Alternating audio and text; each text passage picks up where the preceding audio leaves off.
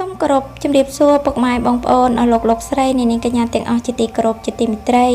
នៅថ្ងៃនេះដែរនេះខ្ញុំនឹងលើកយកអត្ថបទព័ត៌មានសង្គមខ្លីមួយមកជម្រាបជូនពុកម៉ែបងប្អូនទស្សនានិងសម្ដាប់ចា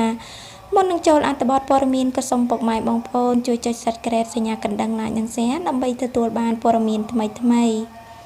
ស្មានមិនដល់សោះស្ត្រីម្នាក់កំពុងតែហូបបាយសុកស្រាប់តែអួលបាយស្លាប់តែម្ដងបាត់បង់ជីវិតដោយសារតែអួលបាយជារឿងគួរឲ្យអាណិតបំផុតសូមបងប្អូនមេត្តាប្រុងប្រយ័ត្នក្នុងការបរិភោគចំណីអាហារបើយោងតាមរយៈករណី Facebook Page របស់ស្នងការដ្ឋាននគរបាលស្រុកកំពង់សៀមបានធ្វើការបង្ហោះនៅល្ងាចថ្ងៃទី13ខែមេសាឆ្នាំ2020នេះដែលកាលពីវេលាម៉ោង 11:00 នាទីនៅក្នុងរោងចក្រកាត់ដេរ Medtech Cambodia Corp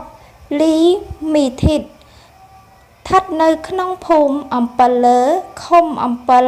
ស្រុកកំពង់សៀមខេត្តកំពង់ចាមបានចាមានករណីអួលបាយបណ្ដាលឲ្យស្ត្រីម្នាក់បាត់បង់ជីវិត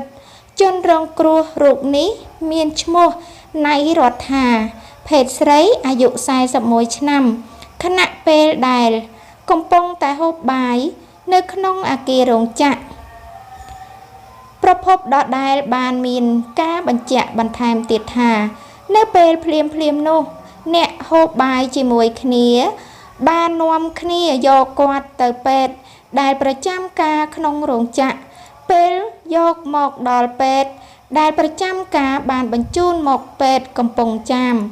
ពេលមកដល់ពេទ្យកំពង់ចាមជនរងគ្រោះបានស្លាប់បាត់ទៅហើយនិងបានដឹកបន្តទៅដល់ភូមិចាកោះប្រាក់ឃុំកោះទទឹមស្រុកកំពង់សៀមខេត្តកំពង់ចាមដើម្បីប្រគល់សពជូនក្រុមគ្រួសារធ្វើបុណ្យតាមប្រពៃណីចាគួរឲ្យសោកស្ដាយមែនទែនពុកម៉ែបងប្អូនចាមនុស្សយើងហូបបាយដើម្បីរស់បែរជាមកប៉ះចាអួលបាយទៅវិញចា